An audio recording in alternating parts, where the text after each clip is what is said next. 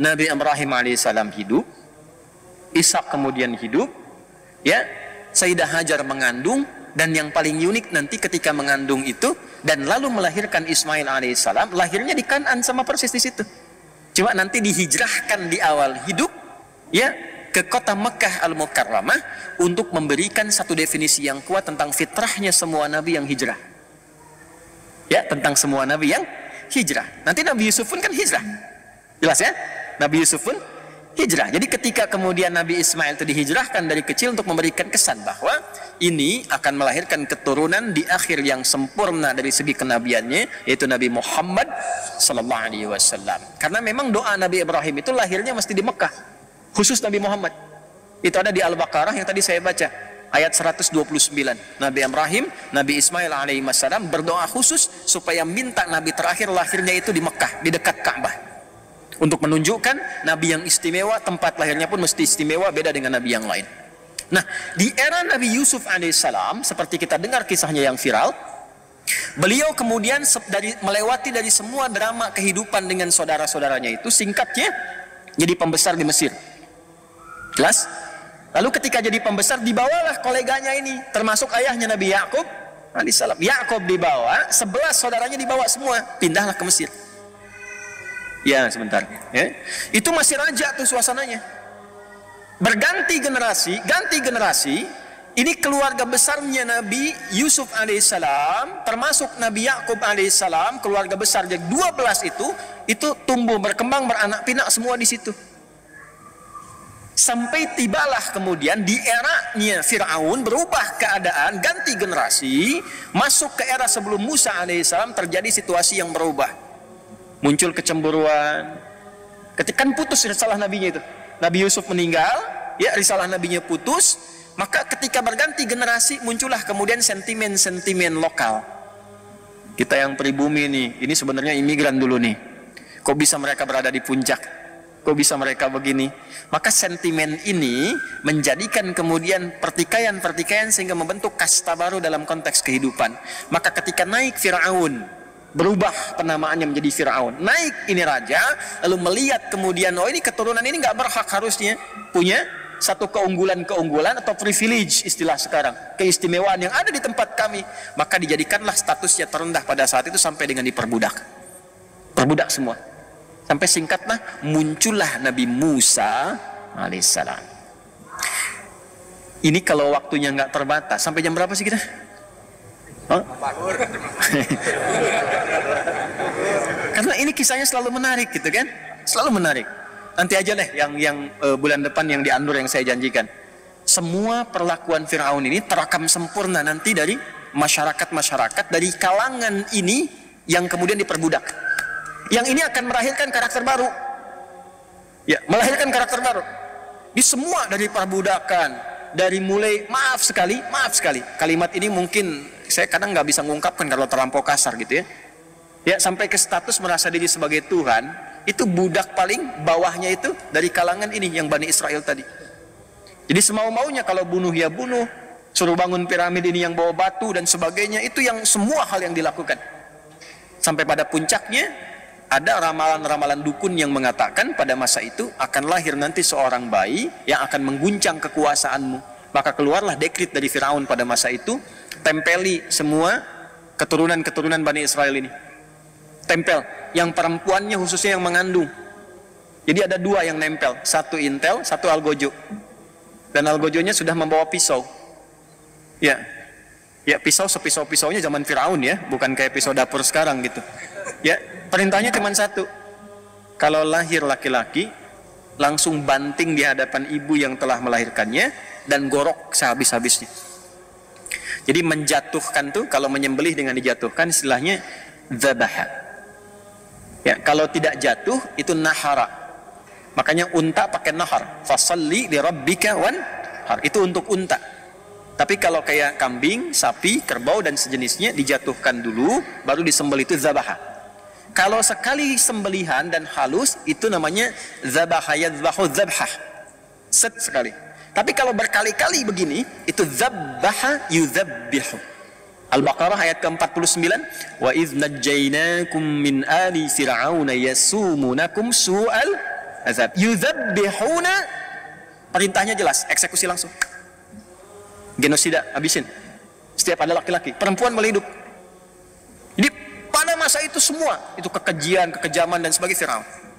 Maka Anda sudah paham, kita sudah tahu, di antara sekian bayi itu ada satu yang dilindungi oleh Allah Subhanahu wa taala untuk berkehidupan dan membebaskan keturunan-keturunan beliau itu ke atasnya dari perbudakan Firaun. Itulah yang kita kenal dengan Musa alaihi salam.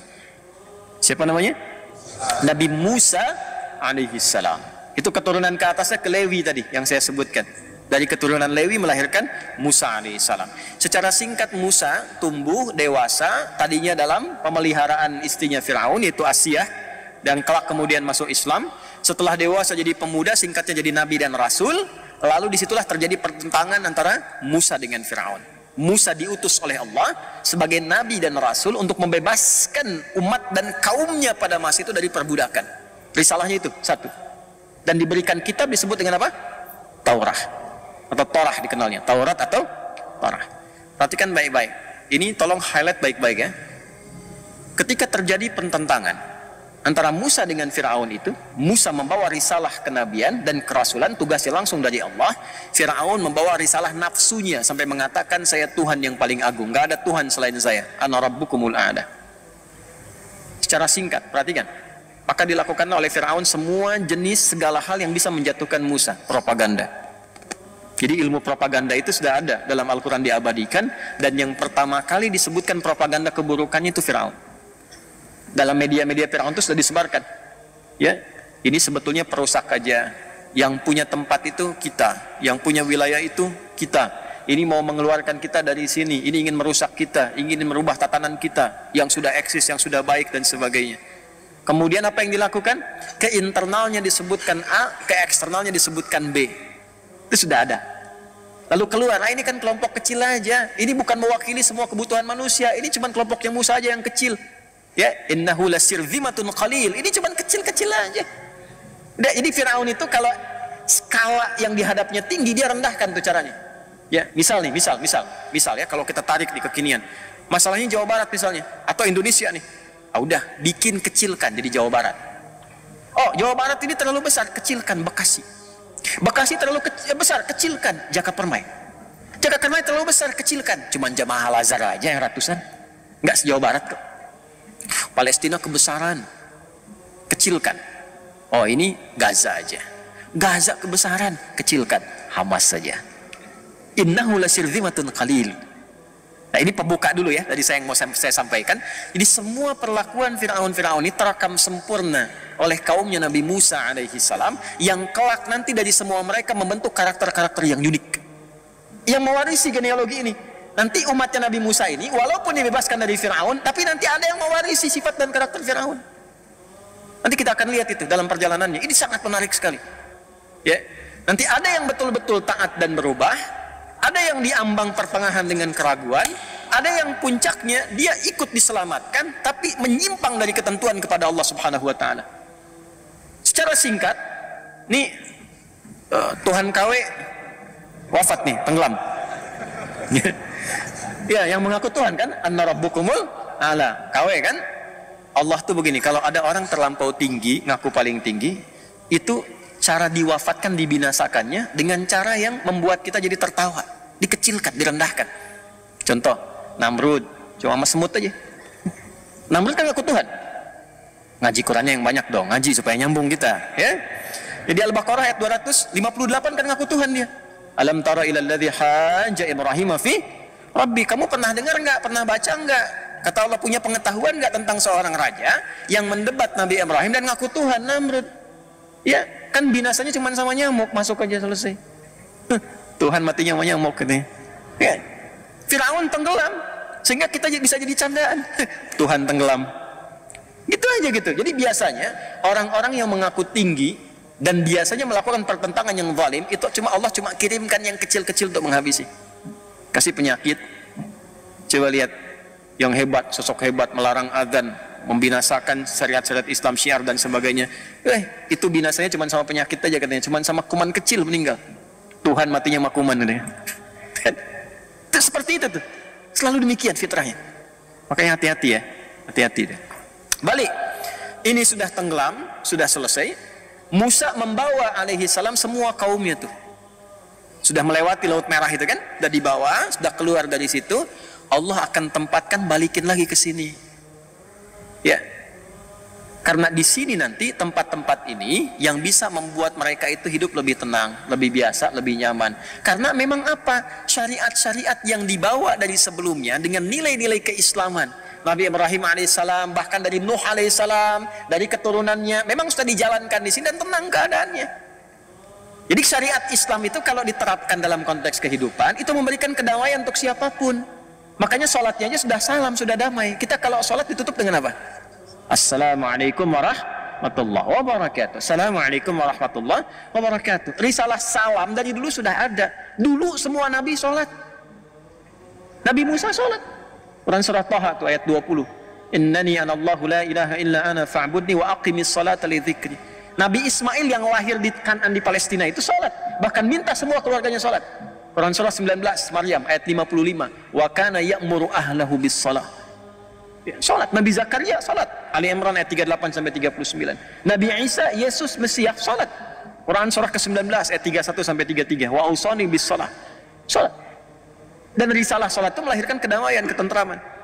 Karena itu setelah keluar dari situ dibimbing, diperintahkan oleh Allah kepada Nabi Musa, bawa nih ke negeri ini. Negeri suci, Baitul Muqaddas, Ardul Muqaddasah, bawa ke sini karena di sini itu yang bisa diterima. Ya, jadi bukan satu tanah yang dijanjikan untuk mereka sebagai privilege, bukan. Datang ke situ karena ini ada karakter-karakter yang unik nih di kaummu ini, yang kalau nanti di berbagai tempat hidup, karakter ini bisa merusak, yang dengan merusak ini bisa tertolak dimanapun itu. Ya, dan itu dibuktikan oleh sejarah. Di sini, itu dari dulu sudah tahu keturunannya ada di situ. Nabi Ibrahim alaihissalam ke bawah kan? Ya, dan ingat jangan diklaim untuk kaum itu saja, karena ke atasnya itu Kan'an ke atas, keturunan Nabi Nuh. Jelas di sini? Oke, kita luruskan dulu tuh. Jadi begitu keluar dari situ, Nabi Musa diminta oleh Allah untuk menghadap ke Tur Sina itu untuk mendapatkan wahyu selama 40 hari 40 malam kurang lebih. Maka apa yang terjadi? Baru tapak kakinya belum basah, belum keluar, Musa pamit. Ya, Harun alaihissalam jaga di situ. Itu sudah sebagian kaum yang terwarisi tadi yang saya katakan. Ya, yang hatinya belum bersih sepenuhnya. Ada golongan baik, golongan ragu-ragu, golongan nyeleneh. Yang nyeleneh ini juga dibagi beberapa bagian lagi nanti. Ada yang fokusnya di bidang, hati-hati ya, di bidang ekonomi. Ada yang fokusnya nanti di bidang militer. Awas, ada fokusnya di bidang spiritual. Dibagi 3 bagian ini. Dan sampai sekarang itu akan ditemukan karakternya. Mirip-mirip begitu, nggak berubah. Ini menunjukkan janji Allah itu nyata. Saya ambil ke bidang yang spiritual dulu. Aduh bosen nih, Musa belum pulang-pulang. Harun, ada nggak kira-kira versi Tuhan yang nampak di hadapan kita yang bisa kita sembah tuh? Maka kreatiflah Samiri itu, bid'ah pertama yang dilakukan pada masa itu. Bikinlah dari anak sapi lembu itu, ya, yang dihiasi dengan emas, kemudian ya macam-macam kita sudah tahu kisahnya. Selesai sampai situ menyimpang. Nah, ketika menyimpang ini nggak bisa dikendalikan oleh Harun alaihissalam, karena karakter Yahudi itu kalau sudah begitu kekeh itu dilakukan. Ini udah merasa benar sendiri. Harun diancam, kalau kamu mencoba menghentikan, eksekusi, bunuh. Dan ini sudah terbawa nanti ke faksi genealogi militernya. Ya, maksudnya militer di sini keras untuk membunuh, itu nggak ada.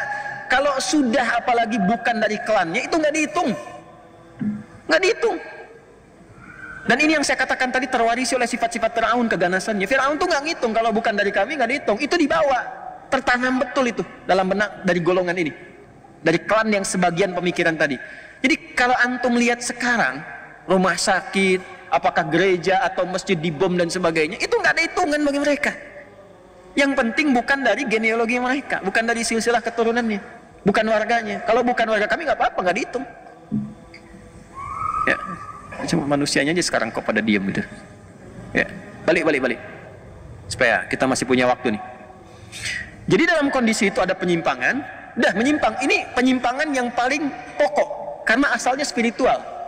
Pondasi hidup kita itu spiritual di sini. Dan dibebaskannya mereka dari Firaun karena kekuatan spiritual Rasul yang turun, Nabi Rasul. Penyimpangan pertamanya itu dihabisin lagi. Setelah sukses dengan itu, dihabiskan semua perjuangan Musa dengan penyimpangan itu. Makanya saking kesalnya Musa ketika pulang mendapati demikian, ya, saudaranya dulu yang ditarik jenggotnya itu. Kamu kok nggak bisa jaga ya Musa sebentar, jangan nanti jadi fitnah. Ya kita berkelahi, mereka malah kemudian mengklaim itu sebagai sesuatu pembenaran bagi mereka, sehingga menyimpang dari kita, ya kan? Maka apa yang terjadi dijelaskan begini, marah Musa, dihancurkan kemudian lembunya itu, Samirinya dihukum. Nah disinilah kemudian diabadikan di Quran surah ke-7 Al-A'raf di ayat yang kita mulai dari 155 tuh, ya. Sudah? Dan Musa memilih waktara Musa, dan Musa memilih 70 orang, ya, sab'ina rajulan limiqatina, 70 orang dari kaumnya untuk bertobat kepada kami. Nah, di sini kita akan masuk kepada kata Yahudi. Lihat baik-baik. Begitu menyimpang, Musa merasakan, ya Allah, ini saya baru terima wahyu, kok umat saya jadi begini. Maka saking dalamnya penyesalan Musa kepada Allah, maka dipilih siapa yang masih bersih nih, yang nggak terkontaminasi, yang tidak ikut-ikutan kepada kreativitas bid'ahnya Samiri, maka dipilih 70 orang. Nah, di halaman yang ke-169 paling bawah, ayat 155 ada? Baik.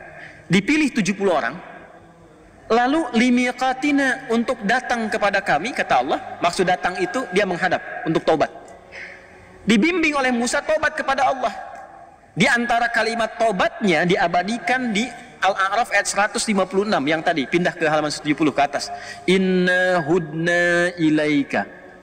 Ya Allah, kami taubat lagi untuk kembali kepadamu. Jadi ketika salah mendapatkan pedoman namanya hudan, pedoman itu diambil untuk kembali kepada Allah, itu bahasa Arabnya disebut dengan hudna. Yang ini ikrarnya, hudna, kami kembali lagi ya Allah untuk menaatimu. Maafkan kami, ampuni kami ya Allah. Kami berjanji akan menaatimu, beriman kepadamu, dan seterusnya. Orang-orang yang komitmen dengan ini semuanya disebut hadu namanya.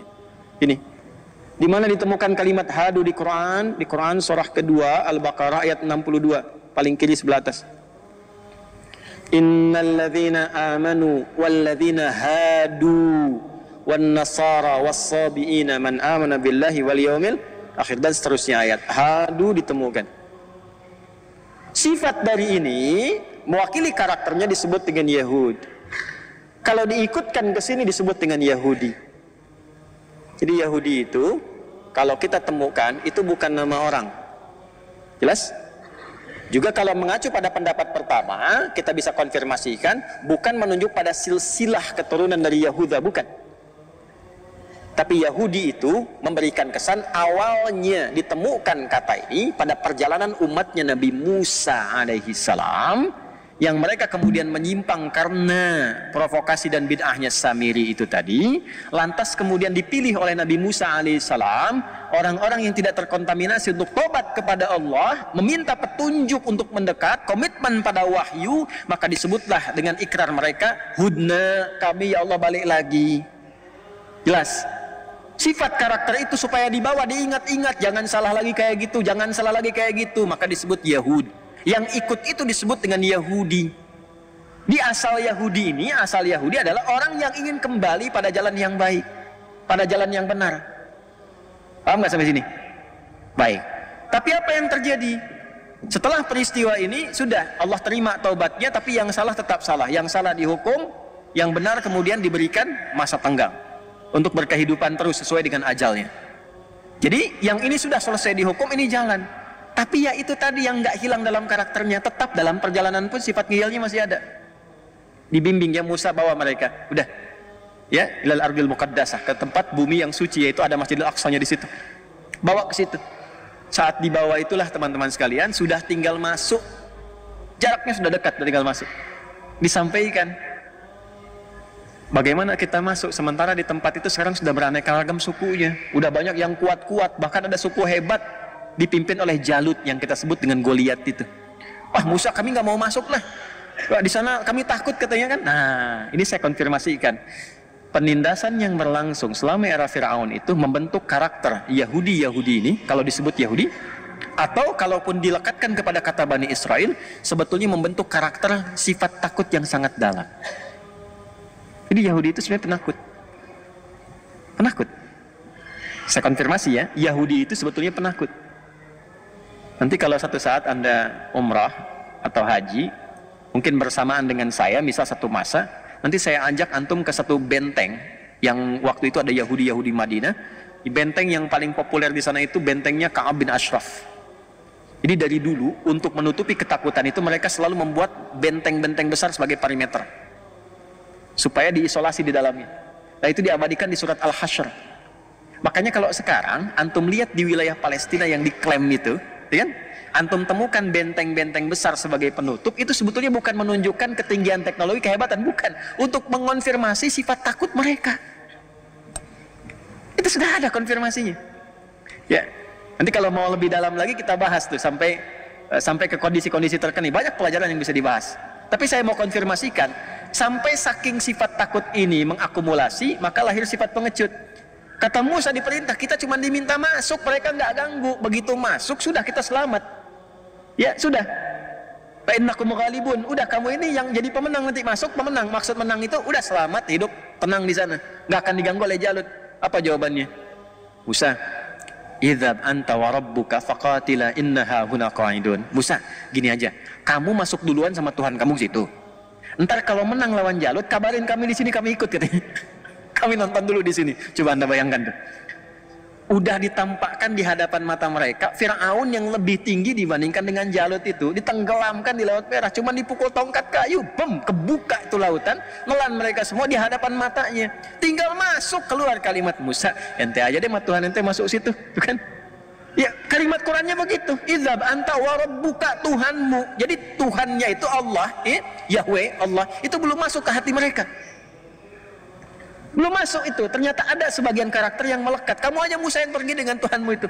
Kalau menang kasih tahu di sini, kami duduk-duduk dulu. Kalau menang kasih tahu baru kita masuk katanya. Hukuman turun dari Allah. Apa diantara hukumannya? Nah, maka ini di Al-Maidah nanti diabadikan. Ya kalau kita masuk dari ayat ke 19 ke 20-an terus sampai dengan di ayat 23 sampai 25 kita akan temukan apa yang tadi saya bahas. Ya ini gambaran besarnya karena waktu kita sangat terbatas. Disinilah inti yang mau saya bahas nih, di titik ini sampai kondisi sekarang. Maka oleh Allah kemudian subhanahu wa ta'ala diberikan hukuman arba'ina sanatan yatihuna fil ard. Awas, 40. Selama 40 tahun itu mereka harus berkelana di muka bumi. Ya, ini 40 tahun di sini ada yang mengartikan masa, ada generasi dan sebagainya. Nanti kemudian siapa yang masih ingat yang menemani Nabi Musa untuk bertemu Khidir itu? Kan ada seorang pemuda, Yusha bin Nun. Yusha bin Nun. Nah nanti Yusha bin Nun inilah yang memimpin nanti, ya asistennya Nabi Musa saat bertemu dengan Khidir. Antum ngaji Al-Kahf tapi nggak hafal kisahnya. Ya, kan ditemani oleh seorang asisten itu kan saat mencari Khidir. Kemudian dia bawa ikan, ikannya lompat-lompat ke laut, itu Yusha bin Nun. Nah Yusha bin Nun inilah yang kelak memimpin umat-umat tersisa itu sepeninggal Nabi Musa yang meninggal dekat tempat itu sejengkal, sedikit lagi ke arah Aqsa itu, sedikit lagi, sejengkal itu ilustrasi bahasa yang tinggi, maksudnya berapa meter ke depan atau mungkin berapa kilo ke depan, tinggal sedikit lagi, meninggal dikuburkan di situ. Nanti yang meneruskan masuk di generasinya Yusha bin Nun masuk ke situ. Ya, yang menaklukkan Goliatnya, Jalutnya itu tadi, itu adalah Nabi Daud alaihissalam bentukan Talut yang tadi saya sebutkan di awal. Tapi mereka akan berputar-putar dulu. Dalam berputarnya inilah kemudian disebutkanlah karakteristik mereka dan jalur hidup mereka. Bagaimana disebutkannya? Itulah yang ditampilkan di awal Al-Isra, surah Al-Isra, dari ayat 1 sampai dengan ayat yang ke-7, khususnya dari ayat ke-4 sampai ayat 7-nya. Satu, menerangkan tentang keutamaan Palestina dengan Masjidil Aqsa-nya. Kedua, menerangkan keturunan Nabi Nuh yang sudah mendiami di situ pertama kali supaya nggak diklaim bahwa ini tanahnya orang-orang Yahudi, ini tanahnya orang-orang Israel atau Zionis dan sebagainya. Turun, baru kemudian cerita tentang Musa. Setelah itu, dari Musa ceritalah ke karakteristik ini yang sampai dengan ke kita sekarang. Wa qadayna ila bani Israila fil kitabi latufsidunna marrataini wa lata'lunna 'uluwan kabira. Dan aku telah menetapkan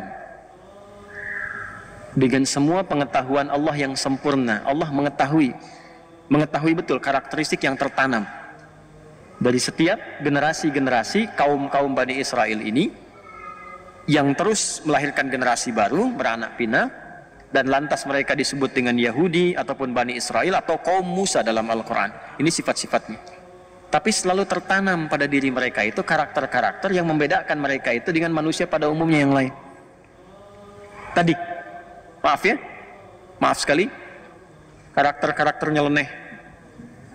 Ya, sampai tadi mengatakan Musa, engkau aja yang pergi ya dengan Tuhanmu, kami duduk-duduk di situ, nyeleneh yang keterlaluan. Ya, angkuh dari tertindas menjadi penindas. Dan dia, siapapun yang menghalangi itu terobos.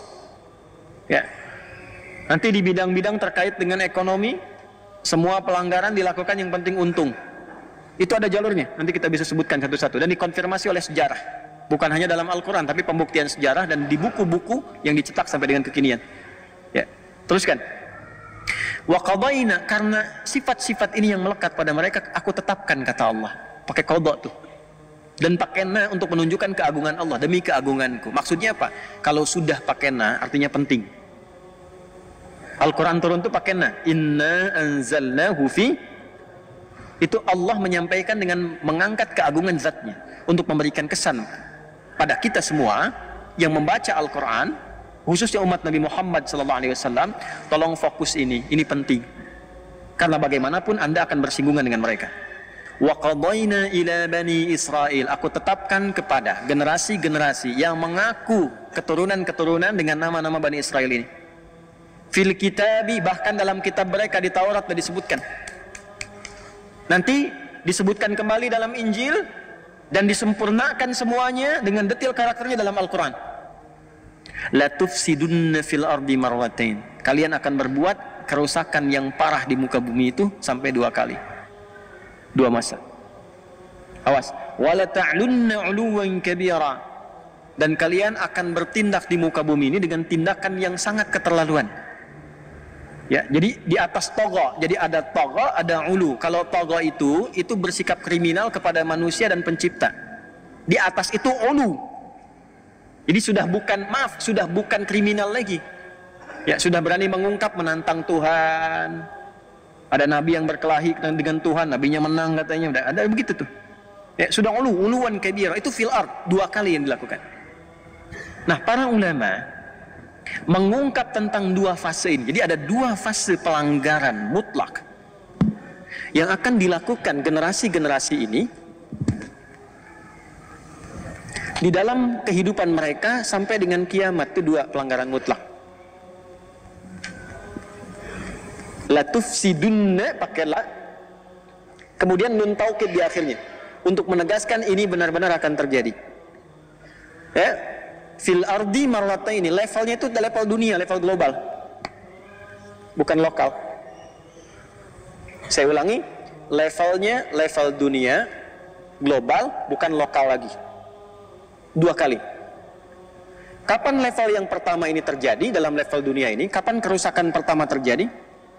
Wala ta'lunna 'uluwan kabira, dan Anda bersikap sudah melampaui batasan yang tertinggi. Jadi batas tertinggi itu disebut ada toga, perilakunya disebut dengan tugyan. Orangnya togi, jamaknya togut. Fir'aun disebut dengan togo. Fir'aun, izhab ila fir'auna innahu toga. Itu Fir'aun. Ini levelnya di atas Fir'aun. Sudah uluwan kabira. Ya, uluwan kabira. Sifat ulu itu kembalinya kepada Tuhan. Allahu Jalla wa Ala. Sifat ala disebut ulu. Itu sudah melampaui sifat-sifat togo. Ya. Isda ulu, di atas ini ada ulu. Dan disifati dengan uluwan kabira. Damage-nya tinggi. Nih. Maka para ulama menelusuri sejarah.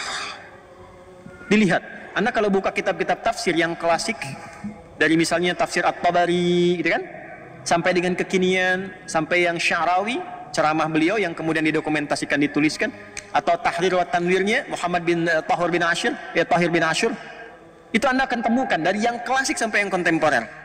Ternyata fase-fase ini ditemukan fase kerusakan pertama. 1, afsada yufsidu. Tufsid itu dari afsada yufsidu, merusak. Merusak itu cuma, kata para ulama, cuma akan terjadi dengan 2 fase.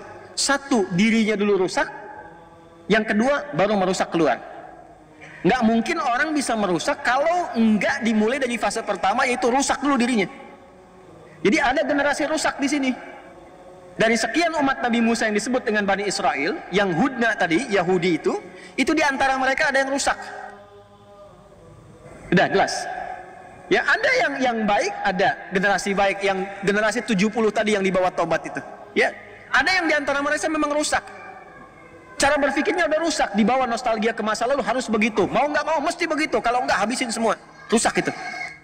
Nah, sifat itu yang menjadikan mereka, kalau dengan siapapun termasuk Nabi, nggak sesuai dengan karakter mereka, selesaikan, termasuk bunuh Nabinya. Maka kerusakan pertama yang terjadi dari generasi rusak ini adalah langsung membunuh Nabinya. Nabi Zakaria itu dibunuh oleh generasi ini. Jadi setelah Nabi Musanya meninggal, terus generasi masuk, Daud, Sulaiman selesai, kan terakhir Nabi Isa. Nabi Isa itu kurang lebih jarak ke Nabi Muhammad itu 600 tahun. Sebelum Nabi Isa lahir, Nabi Isa itu kan anaknya Maryam. Ya kan? Maryam anaknya Imran dengan Hannah. Imran punya saudara namanya Zakaria. Hannah punya saudari namanya Eliasobat. Zakaria menikah dengan Eliasobat. Imran menikah dengan Hannah, melahirkan Maryam. Sebelum lahirnya Nabi Isa, Maryam lahir, itu Zakaria alaihissalam belum punya anak. Maka berdoa di mihrabnya Maryam, sholat di mihrabnya Maryam, supaya minta diberi keturunan. Secara medis istrinya divonis sudah monopos dan mandul. Maka dengan izin Allah, di mihrab Maryam itu berdoa, dikabulkan oleh Allah. Akan punya anak langsung, namanya dari Allah, Yahya. Itu diabadikan di Quran surah 3 Ali Imran ayat 38 sampai 39.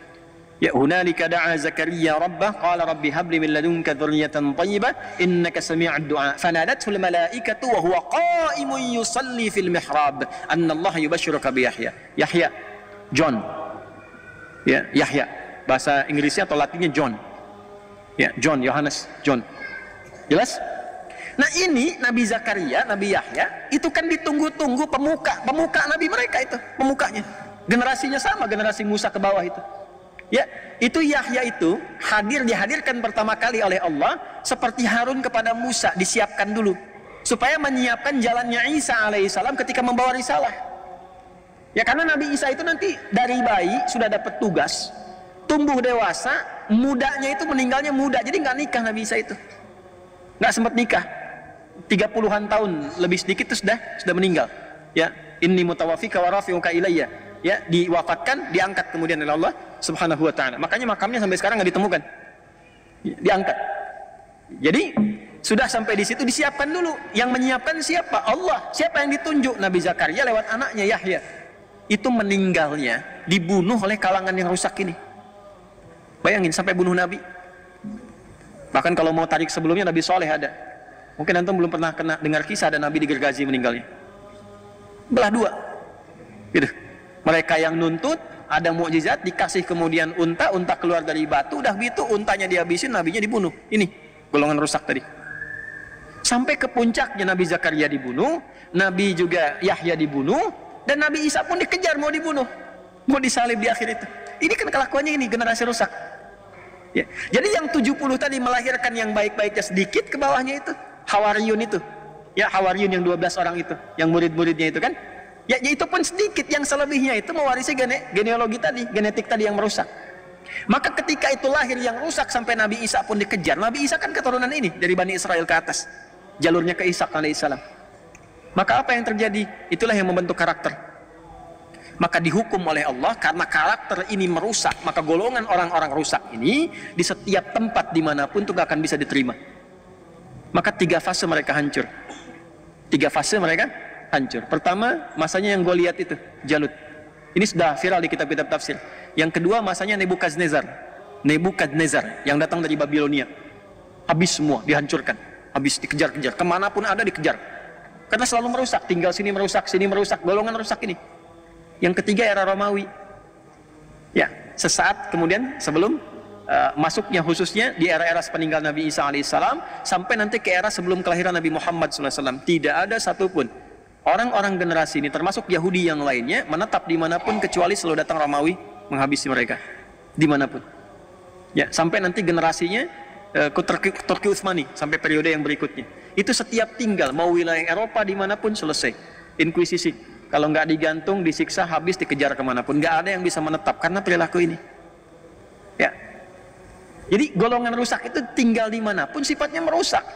Di kalau dagang pengen yang paling unggul, tapi cara unggulnya itu ini diadu dulu nih. Yang eksis diadu. Supaya hancur, begitu hancur dia masuk. Di setiap tempat, setiap era dengan cara berbeda tapi polanya sama.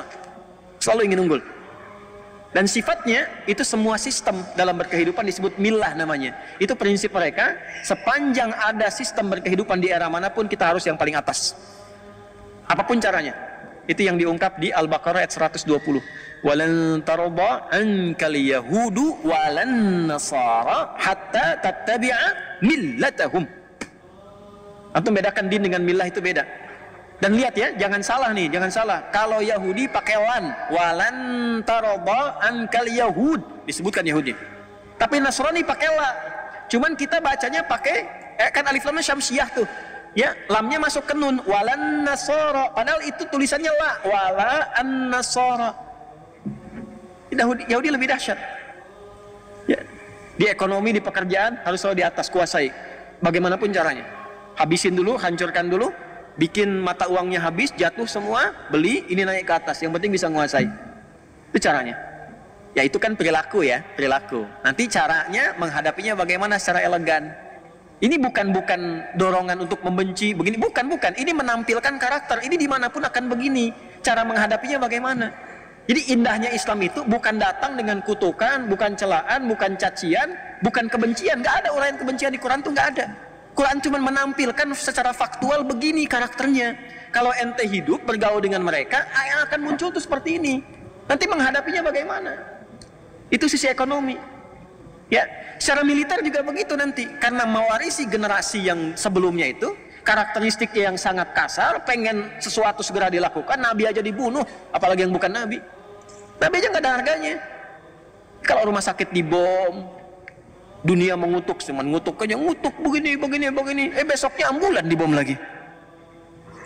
Ya nggak pengaruh. Lihat wawancara terakhir itu. Ya bagi kami nggak ada harganya. Kolateral itu dibandingkan dengan nyawa ini kami, katanya warga kami. Jadi generasinya dijaga, yang penting yang lain nggak ada nilainya. Nilainya. Antum nggak ada nilainya tuh. Saya nggak ada nilainya. Dia dapat yang ada nilai itu yang ini aja. Nah itu generasi rusak. Generasi rusak. Nah nanti 3 kali itu di fase terakhir, fase Romawi, maka di mana-mana itu kemudian habis. Baca Qurannya lagi. Ya, yuk kita bacakan lagi. Wa qadayna ila bani Israila fil kitabi la tufsidunna fil ardi marratayn wa la ta'lunna 'uluwan kabira. Terus fa idza jaa wa'du ulahuma ba'athna 'alaikum 'ibadan lana uli ba'si syadidi fajasu khilalan diyar wa kana wa'dan maf'ula. Jadi begitu kerusakan pertama terjadi tadi, yang membunuh nabi, membunuh rasul, berbuat kerusakan, maka diutus oleh Allah itu hamba-hamba yang lebih rusak tapi kuat. Ya, yang dimaksud di situ bukan yang muslim, bukan. Ya, yang memang udah sama-sama keras dengan mereka tapi sudah menghabisi mereka. Puncaknya di Romawi tadi. Jadi dari yang pertama tadi Goliat, Jalut, kemudian ada Nebukadnezar. Ya, setelah itu kemudian di fase akhirnya Romawi. Makanya di negeri-negeri Eropa itu wajar kalau mereka terusir semua. Di Eropa terusir, baca sejarah deh. Di Jerman terusir, Austria terusir, di Eropa semua terusir. Jadi nggak ada yang pengen sebetulnya ada di situ tuh. Nggak ada yang pengen. Ya makanya mereka cari tempat aja, yang penting jangan di sini. Jangan di sini. Karena tahu kalau ada di situ rusak tuh negerinya. Ekonomi nggak stabil karena udah dikuasai klan ini aja. Walaupun cuma ada 5 ini yang megang. 5 yang megang. Tuh, yang lain habis semua di bawah. Dan dikendalikan semaunya, rusak akhirnya. Akhirnya apa yang mereka lakukan? Udah keluarnya dari sini, keluar dari dulu begitu, diusir dan seterusnya. Ya, sampai yang paling menarik apa? Yang menjadikan mereka bisa kembali tenang dan hidup dengan nyaman adalah risalahnya Nabi Muhammad SAW yang mewarisi risalah Nabi Ibrahim alaihissalam ke atas dan menyempurnakannya. Karena ketemu, kenapa tadi saya sebutkan nasab di awal untuk menunjukkan kalau ini dipraktekkan damai semua. Singkatnya sudah selesai, singkat langsung lompat ke era Nabi Muhammad. Begitu di era Nabi Muhammad ditertibkan semua, diberikan panduan kepada para sahabat, udah. Nih, maaf. Dari klan ini saja yang terusir dari Romawi tadi, kan di Roma tuh diusir tuh. Ya, pendeta-pendeta Yahudi, rahib-rahibnya itu sudah mengatakan, robi-robinya, udah kita tunggu aja nabi terakhir yang paling hebat yang membawa kita ke masa keemasan lagi. Namanya Muhammad, lahirnya di Mekah, cuma nanti akan hijrah ke Yasrib. Yasrib itu kota tenang, kota damai, ada kota subur. Cuman kalau di Mekah, dia akan diusir oleh kaumnya, disiksa. Daripada kita ikutan capek, kita nunggu aja di Yasrib. Pasti begitu tuh. Kita nunggu aja di Yasrib. Makanya berangkat mereka nanti, ada beberapa suku besar di antara mereka. Ya, ada Bani Nadir, ada Bani Qainuqa nanti. Ya, ada nanti yang di Khaybar, beberapa dan sebagainya. Kumpul tuh. Ada yang kecil-kecil 12 suku, kumpul semua di Yasrib. Dan mereka cerdik dan ya saya nggak bisa ungkapan kata, nanti nggak bagus dia. Itu mengambil daerah suburnya di utara. Nanti yang selatannya itu, ya selatannya, yang ninggalin itu yang keturunan Yaman. Tapi mereka bisa bangun dan akan dibalik oleh Allah. Yang sekarang yang utaranya itu justru ya terlihat biasa-biasa saja, banyak peninggalan hancur di situ. Justru selatannya yang sekarang ada Masjid Nabawi, ada Kuba dan sebagainya, itu yang diabadikan lestari. Jadi kalau antum main ke Madinah sambil belajar sejarah, antum bisa merasakan ini nikmatnya beriman. Kalau imannya benar tuh dijaga oleh Allah, yang tandus pun bisa makmur. Makanya ngajinya begitu, jangan cuma bolak-balik gitu ya. Tapi nggak dapat apa-apa. Insya Allah sah, secara umrah sah, baik dan sebagainya. Tapi saat pulang tuh nggak ada refleksi. Qurannya cuma tertulis di mushaf nanti. Nggak ada pengalaman dalam keseharian kita. Singkat. Ini selesai, perilaku menyimpang juga. Udah datang nabinya ditolak, bahkan mau dibunuh. Hukum mereka kalau nanti melakukan misalnya pemberontakan dalam konteks negara, itu hukumnya diusir, dihukum Yahudi. Nabi datang bikin piagam Madinah. Yang punya keyakinan itu misalnya Yahudi, Nasrani dan sebagainya, dituliskan dengan hukumnya masing-masing. Orang Islam pakai hukum Islam, orang Yahudi pakai hukum Yahudi. Ketika klan Yahudi di situ memberontak dengan kesepakatan itu, bahkan ingin membunuh Nabi dan ketahuan dari situ, maka diterapkan hukum Yahudi, keluar dari situ, diusir lagi. Jadi yang ngusir itu bukan Islam, bukan Nabi Muhammad, hukum mereka sendiri yang menjadikan mereka keluar. Itu masih kebawa dari perilaku yang lama itu. Terusirlah kemudian Bani Qainuqa, Bani Nadir, Yahudi bersih semua, Madinah dari Yahudi bersih. Diputar balik di sejarah sekarang, orang Islam yang mengeluarkan Yahudi dari Madinah, kebalik. Itu begitu ceramah sejarah yang benar, dia bobo tuh. Jadi nggak sempat yang dengar, di ujungnya aja keluar baru dia bangun lagi. Persis kayak khutbah Jumat ngantuk tuh. Begitu ujungnya baru kedengaran, ambillah yang bagus, tinggalkan yang jelek, tuh kan? Keluar sendal bagus dipakai itu. Salah kesimpulan. Keluar dari sini, kacau lagi, kacau, di mana-mana diusir dan sebagainya. Secara singkat saja, zamannya Umar dibuka Palestina, Romawi dikalahkan, masuk pasukan, kunci dipegang, kedamaian terjadi. Kristen bisa tinggal di situ nyaman. Bahkan gereja diabadikan, gak dirusak, gak diapa-apain. Saking hebatnya Umar pada masa itu, dengan tawadu datang uskup besarnya sampai memberikan kunci gerejanya dan mempersilahkan kalau ingin digunakan untuk ibadah pertama kali. Kata Umar, jangan, ya, supaya tidak jadi fitnah di masa depan. Yang Kristen silahkan ibadah di tempatnya masing-masing. Kita tidak usah memaksa. Lakum dinukum waliyadin. Anda dilindungi, kita saling melindungi di sini, saling menjaga. Yang Kristen silahkan ibadah. Kalau bertanya tentang Islam dijelaskan. Pengen memeluk Islam silahkan, tapi tidak dipaksa. Walaupun yang pegang kuasa umat Islam. Yahudi boleh tinggal damai, semua damai pada masa itu. Sampai masuk lagi Romawi itu, terjadi perang salib, dikuasai lagi, keluar lagi semua, habis lagi, terjadi lagi seperti dulu. Ya, udah yang bukan Nasrani keluar semua, keluar. Yang Muslim juga demikian, Yahudi dihabisin karena punya. Ini menarik ini, karena punya nasab. Kan Nabi Isa itu dikultuskan, Yesus itu kan dikultuskan. Nah, yang mau mengeksekusi itu kan kalangan Bani Israel dari Yahudi itu. Makanya sesungguhnya secara sejarah, ya, dari kalangan Nasrani ini sebetulnya punya rasa-rasa tidak suka, dendam yang terlampau berkepanjangan. Jadi dimanapun ada Yahudi, itu tertanam dalam fitrahnya yang lama itu, udah keluarin. Ya, kalau bisa habisin. Ya. Jadi kalau kita perhatikan dengan jujur, pernah nggak antum mendapatkan referensi sejarah? Ada di satu tempat umat Islam sengaja membantu umat Yahudi? Nggak ada. Coba cek dalam sejarah. Irisannya selalu begitu. Jadi sudah selesai, datang periode siapa? Salahuddin Al-Ayyubi. Damai dan sebagainya. Terjadi ketika mereka kemudian merasa damai, merasa tenang, golongan rusak muncul lagi. Muncul khayalan. Ini ada nostalgia masa lalu nih. Kenapa kita nggak bangun lagi aja Haikal Sulaiman sekalian di situ? Terus akan di situ ada bukit besar tuh, Nabi kita yang raja paling hebat Daud dikubur di situ, di Bukit Zion tuh. Ya, dataran tinggi Golan yang batasan Syria dan sebagainya. Itu Zion di situ. Maka dimunculkanlah gerakan-gerakan untuk mengembalikan itu dari semua bagian-bagian wilayah Yahudi yang akan di muka bumi. Ya. Maka apa yang mereka susun dan sebagainya, teman-teman, Bapak Ibu sekalian, gimana caranya supaya kita bisa hidupkan lagi Haikal Sulaiman, bawa lagi ke situ, itu berdasarkan hayalan saja. Yang tadinya udah damai, udah tenang. Sifat rusak muncul lagi, dikumpulkan, semua akhirnya muncul. Jadi yang disebut mereka mencoba untuk bawa lobby namanya. Ya, di lobby. Maka muncul lobby Yahudi namanya dalam sedunia. Di lobby semua yang sedunia itu, gimana kalau kita bangun gerakan untuk balikan lagi ke situ, munculkan lagi. Maka sebagian mereka besarnya berpusat di Inggris, dikuasai beberapa, 2 hal untuk menguasai itu. Yang pertama itu ekonomi.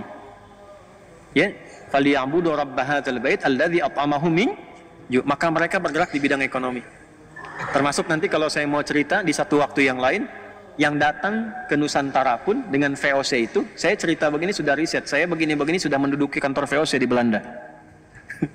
Ya, saya sudah ke kantor VOC, sudah saya cek jalurnya, sampai gudangnya, sampai dokumentasinya. Itu VOC itu, Bapak Ibu, konsorsium dagang. Swasta. Yang bawahnya orang Yahudi pertama kalinya. Ketika hancur di Eropa, dia melihat ada ekspedisi-ekspedisi yang dilakukan oleh pasukan-pasukan salibis. Setelah periode 1492, terjadi perjanjian Theodosius, kemudian Isabel, ya, itu disatukan dengan Ferdinand, yang di Spanyol itu jatuh. Kemudian setelah itu membuat misi 3G. Sekarang sudah 4G atau 5G. Ya, dulu masih 3G, God, Glory, and Gospel, menyebar. Itu dipelajari. Karena kerajaan yang kirimkan seringkali karam, di lautan besar itu karam, biayanya banyak. Mahal, habis semua, makanya sering dikali harta karun peninggalan Raja Spanyol dan sebagainya, sering sampai jadi film dokumenter sekarang ini.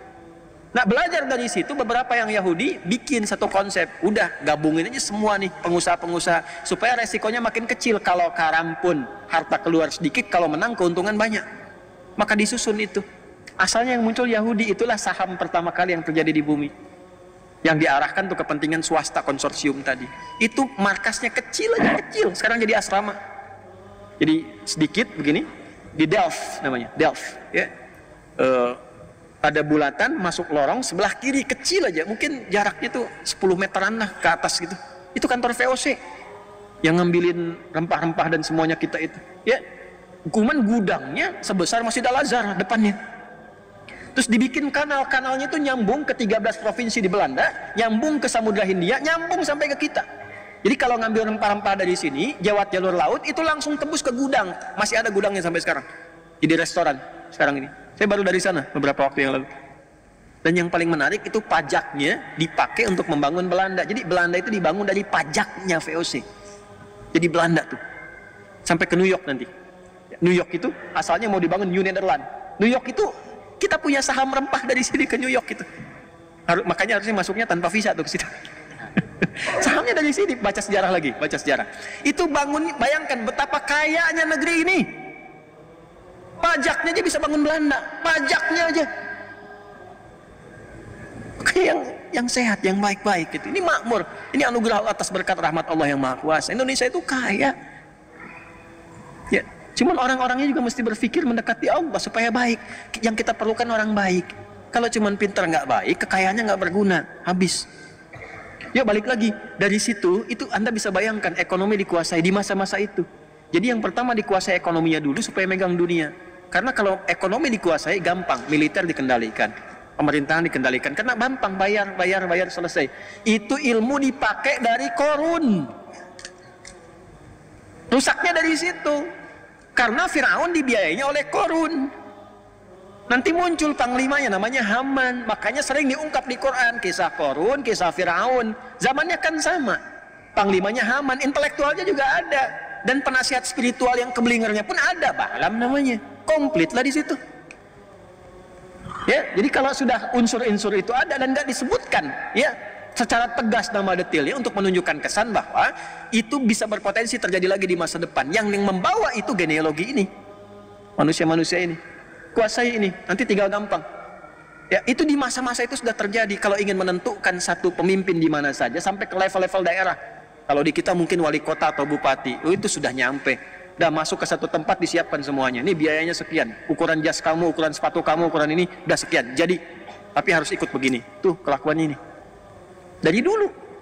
Itu kalau saya buka sampai referensi sampai ke atasnya, kita bisa turunkan nasabnya sampai ke era Firaun itu. Nah, itu yang terjadi. Maka ini mengonfirmasi, teruskan ayatnya sampai ayat yang ke-6. Tsumma radadna lakumul karrata 'alaihim wa amdadnakum bi amwal. Itu konfirmasinya. Ini pembuktian firman Allah benarnya. Perhatikan, mereka akan kuat di bidang ekonomi. Ini, karena gerakan pertama yang dibangun itu. Wa amdadnakum bi amwal wa banin, keturunan mulai banyak menyebar dan mereka pegang ekonomi itu. Sekarang bukan cuma jadinya di Palestina itu yang 1948 kemudian tiba-tiba deklarasi, yang fasilitasi siapa? Inggris kan?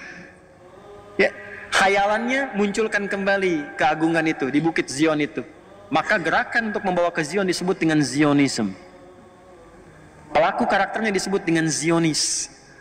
Jadi yang ada sekarang di situ itu bukan sifat-sifat Israel, bukan. Bukan sifat-sifat Yahudi yang kembali hudna, bukan. Itu Zionis. Karena Yahudi yang awal-awal tinggal itu damai, biasa-biasa saja. Coba lihat, biasa-biasa saja dengan orang Islam biasa, dengan Kristen biasa, damai aja. Ini gerakan-gerakan perusak. Jadi yang datang ini perusak. Tapi udah disebut di Quran. Dan itu menyebar. Ya, wa amdadnakum bi amwalin wa banina. Yang paling hebat begini. Wa ja'alnakum aktsara nafira. Dan gerakan itu nanti melintasi zamannya akan punya dukungan-dukungan dari pihak-pihak luar yang menguatkan dan membantu mereka. Nafir itu artinya yang mensupport, yang mendukung, yang mendorong. Jadi Quran sudah mengungkap ketiganya. Terbukti nggak sekarang? Satu, ekonomi dipegang, terbukti? Bukti ya. Yang kedua, mereka punya jejaring yang menyebar tuh dari anak keturunan dimanapun. Dan itu punya lobbynya, punya grup-grupnya, punya asosiasinya. Ya, mungkin nanti ada Freemasonry, ada yang lobby, ada yang macam-macam. Itu disebutkan wabanina, nyebar. Dan semua membentuk jaringan untuk saling menguatkan sehingga dia bisa punya proksi, bisa punya macam-macam yang itu akan membantu. Wa ja'alnakum aktsara nafira. Semua tiga-tiganya sekarang sedang dibuktikan, ditunjukkan kebenaran ayat ini oleh Allah yang terjadi sekarang. Jadi kalau pengen tahu pembuktiannya, maaf, bi amwalin, nih yang pegang ekonomi sekarang siapa? Coba cek, googling siapa aja keluarganya, ketemu. Wabanina, keturunan-keturunan yang menyebar dimanapun ada. Ya, termasuk yang kelahiran di sini juga ada. Tuh yang sering muncul di TV tuh, perempuan tuh. Saya nggak sebut nama tuh ya. Ya, ya saya nggak mau kata-kata yang kurang baik lah. Ya, tapi saya biasanya kalau diundang sama yang kurang kompeten itu nggak berminat gitu. Buang-buang waktu gitu. Ya, pengetahuan sejarah minim. Kalau dikatakan tidak tahu, gitu kan? Ya, cara berpikirnya juga tidak terstruktur. Ya, jadi kalau kita datang juga buang-buang energi. Ya, jadi kita tonton sambil senyum aja lah udah gitu ya. Ya, jadi baru bicaranya jangankan orang yang pintar, orang biasa awam sih udah paham gitu keadaannya bagaimana. Tapi ini tidak menjadikan kita mesti mencela atau merendahkan, tidak. Justru kita mendoakan kepada jalan yang baik, kemudian memperbaiki dengan cara yang baik dengan menyampaikan yang seperti ini. Tapi yang saya maksudkan kalau Anda cek itu kan kelahiran Makassar. Tapi menjadi bagian dari jaringan lobby kan ke atas ke sana. Itu pembuktian kebenaran Quran. Jadi mana mana nyebar ke bawah lagi rasanya. Wa ja'alnakum aktsara nafira. Saya umumkan tidak boleh ada negara lain yang ikut campur tentang ini. Tapi dia masuk kok lewat kapal induk. Yang lain nggak boleh dia masuk dengan kapal induk, ya kan? Jangankan kapal induknya itu di border yang di Rafah di Mesir itu jagain di situ. Makanya nggak bisa keluar. Yang jaga tentara mana? Amerika jaga juga di situ. Banyak kumpul, Amerika, Kanada, dari Inggris, dari macam-macam negara lain Eropa. Yang menariknya begini, ini yang dikuasai jejaring itu, ja'alnakum aktsara nafira, sebetulnya dalam hatinya pun sama, nggak pengen Yahudi masuk ke daerah mereka. Sebab kalau masuk ngerusak lagi, daripada di kami, di situ aja deh kami jagain. Gitu. In ahsantum li anfusikum. Ayat 7. Wa in asa'tum, jikapun kalian membuat kebaikan, bikin aksi sosial. Jadi akan ditemukan nanti golongan ini bikin aksi sosial, ngebiayain gerakan sosial tentang alam dan masing-masing. Itu ahsantum li anfusikum, kepentingan internal mereka aja untuk mengekalkan apa yang mereka lakukan sampai dengan muncul nanti fase berikutnya. Wa in asa'tum falaha, kalau berbuat buruk memang begitu karakternya. Memang begitu karakternya. Jadi kalau sekarang misalnya yang dibom, maaf, rumah sakit, ya memang begitu. Nggak peduli dengan kutukan dunia, ya memang begitu. Yang terkutuk ya memang tidak peduli dengan kutukan. Ya udah terkutuk, Nggak peduli dengan kutukan. Ya, jadi kalau Anda mau keluar, teriak-teriak sampai di luar dan sebagainya, udah nggak akan didengar sama mereka. Nggak akan didengar. Kita paling menggetarkan dunia saja bahwa ada kepedulian, tapi mereka nggak dengar, dibom aja. Kemarin dibom rumah sakit. Yang Al-Ahli itu kan rumah sakit baptis itu. Ya, dibom gereja, dibom masjid. Dunia bergerak. Semua mengutuk, Dewan PBB mengutuk resolusi. Besoknya mereka tertawa aja, dibom lagi ambulans. Perjalanan ke rumah sakit dibom, 15 orang meninggal. Terus kami menyesalkan itu, apa yang Anda sesalkan? Ya. Fa'idza jaa'a wa'dul akhirati. Maka jika nanti muncul yang kedua nih. Jadi yang fase pertama sudah, sekarang sudah fase kedua. Ini kerusakannya sudah global, sifatnya global dan manusia-manusia diam. Ya. Di balik diamnya itu akan ada nanti tiba orang-orang hebat. Liyasu'u wujuhakum. Orang hebat ini akan ada 3 periode, 3 fase. 1, golongan-golongan hamba Allah yang mempermalukan mereka untuk memberikan kesan kepada dunia, ini nggak sehebat seperti yang kita kira kok. Teknologinya paling canggih, intelijennya, strateginya, penyadapannya gitu kan, sehingga propaganda yang dibuat keluar itu seperti yang tadi saya sampaikan, propaganda keluar tuh begitu. Selalu menampakkan gak ada apa-apa, kita yang paling hebat nih, kecil kok, cuma ormas kecil gini ya, dibanjirin aja selesai gitu kan. Tapi kan nggak selesai-selesai. Sayangnya beberapa orang terpengaruh dengan itu. Ya, nggak ngaji. Akan ditemukan kata Allah, satu golongan hamba akan muncul. Hamba-hamba ini begitu terlatih untuk menunjukkan kepada dunia, mempermalukan wajah mereka di dunia. Oh, ternyata yang selama ini kelihatan seperti hebat, gak hebat-hebat juga. Random habis juga, kena juga. Ya, biayanya sama biaya yang kecil-kecil. Oh, ternyata yang selama ini strateginya, kemudian intelijennya, kemudian juga ya penyadapannya macam-macam itu begitu canggih. Ya ternyata intercept juga, kena juga. Selesai juga. Dan itu hanya dilakukan oleh kelompok-kelompok yang disebut kecil. Jadi untuk memberikan kesan kepada dunia yang besar, negara-negara yang merasa punya militer, punya pesawat tempur dan sebagainya, Anda kemana aja selama ini? Enggak, bukan masalah iman, bukan masalah keyakinan, cukup jadi manusia aja. Tapi bagi orang Islam, kemanusiaan itu dilampaui dengan keimanannya. Imannya kemana? Gitu, ditampakkan liyasu'u wujuhakum, itu satu, untuk mempermalukan wajah mereka di hadapan dunia. Ternyata selama ini yang disebut hebat cuman begini aja. Lantas Anda yang tidak punya ya apa yang mereka miliki orang-orang hebat ini, tapi memiliki alat-alat yang Anda klaim canggih, lebih hebat daripada mereka. Ini orang-orang nggak punya landasan pacu untuk pesawat tempur. Pesawat tempurnya nggak punya, senjata nggak lebih hebat dibandingkan dengan negara-negara yang ada lain sekarang. Orang-orang negara-negara yang mengatakan di situ muslimnya banyak misalnya, atau negara-negara Islam, atau umumnya dunia pada umumnya yang pesawatnya hebat, alutsistanya banyak dan sebagainya, dan seterusnya, diam. Sementara yang disebut terbatas ini tiba-tiba mempermalukan, oh dengan begini aja selesai, bisa kok. Ya itu satu. Waliyadkhulul masjidah kama dakhaluhu awwala marrah. Nanti ada golongan kedua. Ya, golongan kedua ini sudah menyelesaikan semua konflik yang ada di situ, menenangkan kembali sampai Masjidil Aqsa dibebaskan. Fase kedua. Fase ketiga, ini saya baru memahami ayat ini dan hadis Nabi. Ini hadis Nabi ini, jangankan kita, orang Yahudi sendiri pun begitu yakin dengan hadis ini. Jadi saya kasih tahu rahasia ya, ini diantara kita saja nih. Ya. Ini mau habis nih, 5 menit, 10 menit lagi lah ya waktunya. Saya mohon izin tambah 25 menit tadi. Gak apa-apa ya, 15 menit tadi tambah. Lihat sini. Jadi Yahudi itu yang nggak diterima, yang nggak mereka terima, Nabi Muhammad sebagai Nabi. Tuntunannya masih diterima. Yang nggak diterima itu cuman kenapa Nabinya Muhammad gitu. Itu aja. Kalau nabinya bukan Muhammad, dari jawab mereka akan diterima. Tapi tuntunannya diterima. Makanya oleh mereka Quran diriset.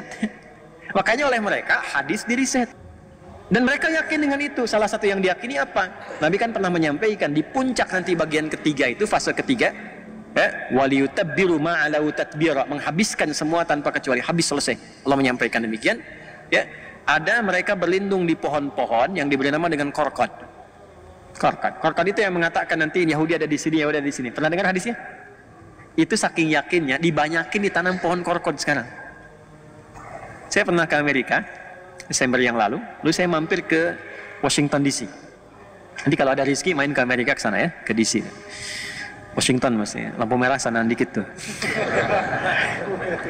Itu ada Masjid Indonesia wakaf di zaman Pak SBY dulu, ya. Ada dana abadi umat itu sebagian yang mau dikirim untuk beasiswa, membiayai ke Al-Azhar dan sebagainya, itu sebagiannya dialokasikan untuk beli satu gereja tua, ya, yang dikonversi jadi masjid di DC, di Washington DC. Yang menarik itu adanya di pemukiman Yahudi. Ya, saya masuk situ, saya lihat pemukiman Yahudi itu. Langsung cepat aja. Itu yang ditanam pohon korkod rata-rata. Termasuk di lingkaran gereja yang sekarang jadi masjid itu. Saya dengan DKM jalan, saya bilang, "Mas, ini pohon apa coba?" "Apa ya? Inilah pohon korkod." Ya. Ya. Itu menarik. Jadi mereka pun yakin sampai sekarang pun ditanam gitu. Dan Anda kalau baca tekstual saja, secara tekstual, Anda akan menyimpulkan, oh ini hadisnya ekstrim nih, masa dihabisin sampai ke pohon, pohonnya bilang bunuh. Bukan begitu cara memahaminya. Ini hadis, termasuk ayat tadi, itu berbicara tentang konfrontasi militer. Dan problemnya apa? Saya baru paham sekarang, memahami ayat dan hadis itu. Ternyata di muka bumi ini, ya, ada beberapa kurang lebih yang mungkin sampai 6 negara lah, ya, yang di dalam konteks kenegaraannya itu sifat-sifat perlindungan militernya melibatkan sampai ke rakyatnya, ke masyarakatnya, termasuk di Indonesia. Indonesia itu kalau berjuang, kalau sudah ada misalnya perjuangan sampai ke konfrontasi militer, misal Belanda datang dan sebagainya, itu bukan cuma tentara yang berjuang, kita pun ikut di situ. Makanya pesantren keluarkan resolusi jihad dan sebagainya, semua angkat senjata bawa gitu. Nah, di dunia ini sekarang ada 6, yang paling aktif itu 2, Indonesia dengan IDF, yang Israel sekarang. Jadi waktu kejadian kemarin itu pembuktian hadisnya. Makanya saya katakan belajar, lihat tuh. Bukan ingin belajar Hamas, ini bukan. Coba peristiwa itu cek kembali, mengkonfirmasi benar nggak yang di Quran, benar nggak yang di hadis. Itu kan masyarakat dikasih senjata, teman-teman. Masyarakat dikasih senjata, di video banyak di YouTube, cek. Ada masyarakat Palestina konfrontasi dengan masyarakat yang di sana, yang di wilayah Zionis disebut Israel itu rakyat biasa, masyarakat sipil bawa senjata, ditembak tuh orang Palestinanya, selesai. Yang polisinya diam-diam aja begini, dibiarin kena. Jadi rakyatnya dikasih senjata. Nanti pada periode ketiga, setelah periode kedua itu Masjidil Aqsa bebas, periode ketiganya ada konfrontasi luas semua. Semua masyarakat Yahudi yang ada pada masa itu diberikan senjata dan berlindungnya di balik pohon korkod. Itu yang menjadikan kemudian pertarungan semestanya menjadi meluas pertempurannya. Itu maksudnya. Nah, jadi kalau Anda melihat situasi sekarang dengan karakteristik bom ini, bom itu, emang karakter rusak ini. Ya, tapi tidak bisa dipukul rata. Misalnya Yahudi keseluruhan nggak bisa dipukul rata. Yang rusak-rusak aja nih. Yang apa? Yang Zionis, yang diklaim dengan Israel sekarang itu.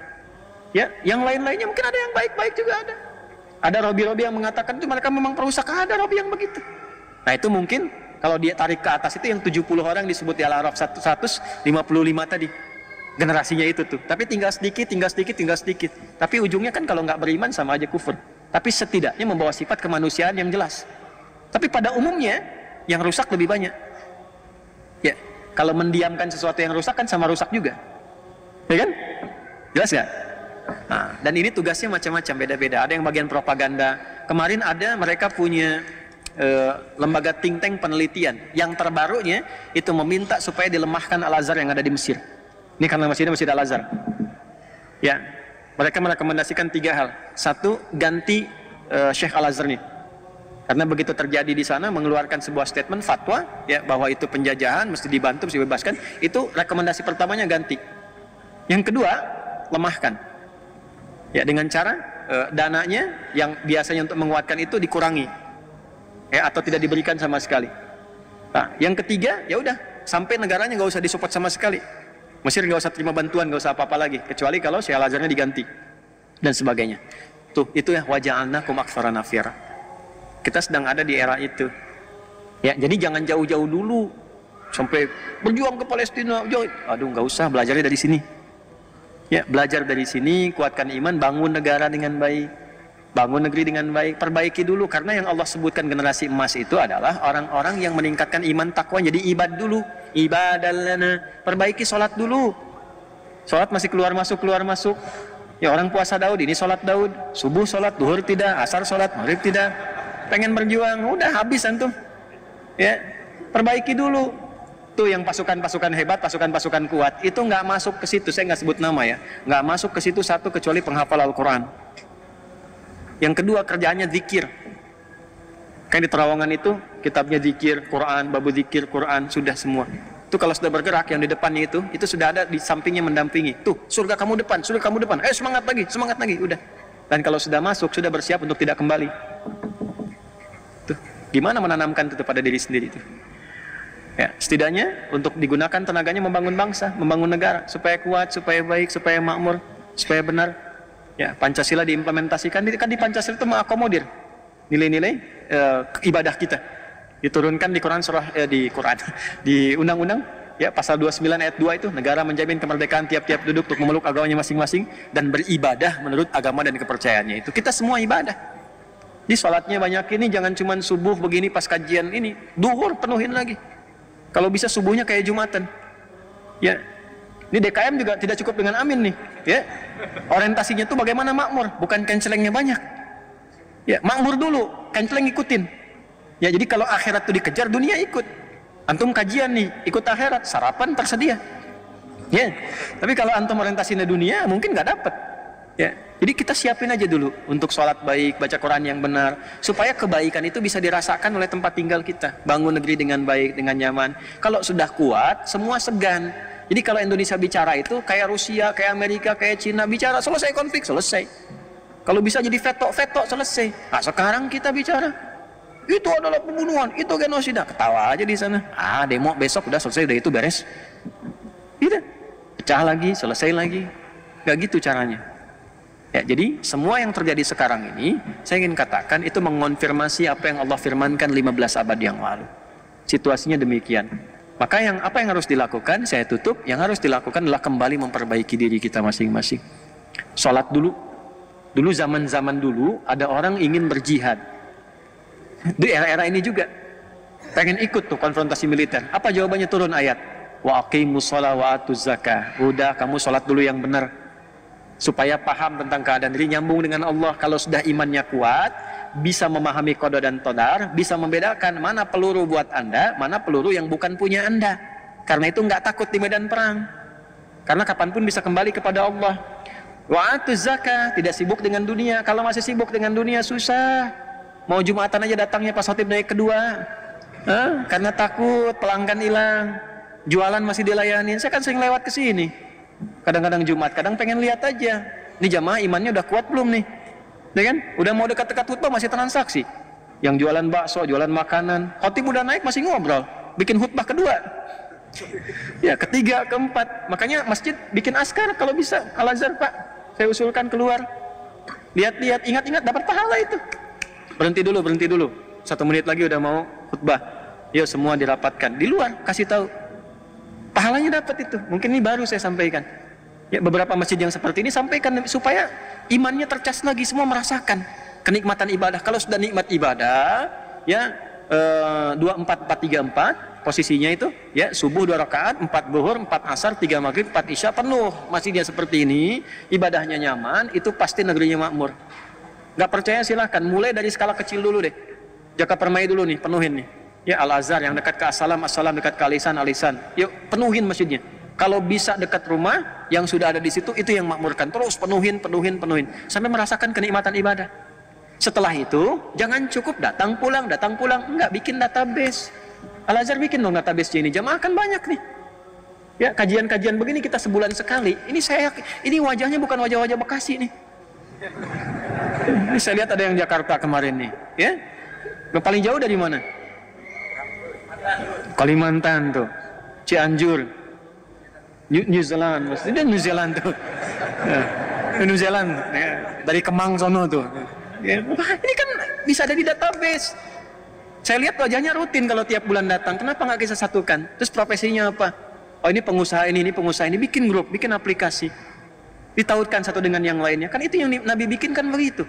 Udah dibikin stabil, pasarnya jadi stabil, nggak dikuasai satu bagian. Itu yang menjadikan pasar Madinah itu stabil pada masa itu. Antum kalau hidupnya keluar masuk ya begitu aja. Kapan mau berubahnya? Ya kan? Innallaha la yughayyiru ma biqaumin hatta yughayyiru ma Nabi anfusihim. Kalau kitanya nggak berubah, nggak memperbaiki diri, yang akan pernah mendapatkan perubahan yang baik. Nah, jadi kalau sudah bagus, terbantu nanti. Zakatnya kumpul, dibantu orang-orang supaya bisa berkembang bagus. Kan zakat itu kalau diterapkan, kemiskinan itu jadi hilang. Ya, rumusnya kan begitu. Negara terbantu. Sebab kan yang mayoritas muslim di sini. Ya kan? Kalau semuanya sudah bagus, sudah baik, negaranya kuat, mau bicara apa saja keluar gampang. Ya, nanti perkuat militernya, perkuat ekonominya. Kalau sudah seperti itu, alhamdulillah. Baik. Tapi lebih daripada itu, sekarang kita banyak belajar, banyak berdoa, banyak berbuat kebaikan yang mampu kita lakukan. Ya, dengan harta kita bisa berikan, kita berbagi, keluar kita perhatikan, di dalam kita perhatikan. Ya, ada keseimbangan di dalamnya. Semoga Allah mengampuni kita semua, memaafkan kita semua. Semoga Allah menunjukkan kebenaran kepada kita untuk belajar. Jika ada uraian yang benar, itu petunjuk dari Allah yang disampaikan pagi ini. Tapi jika ada Anda temukan yang salah, itu mutlak kesalahan saya. Tinggalkan itu, cari referensi lain yang lebih baik, dan amalkan kebaikan itu untuk mendapatkan ridha Allah Subhanahu wa Ta'ala.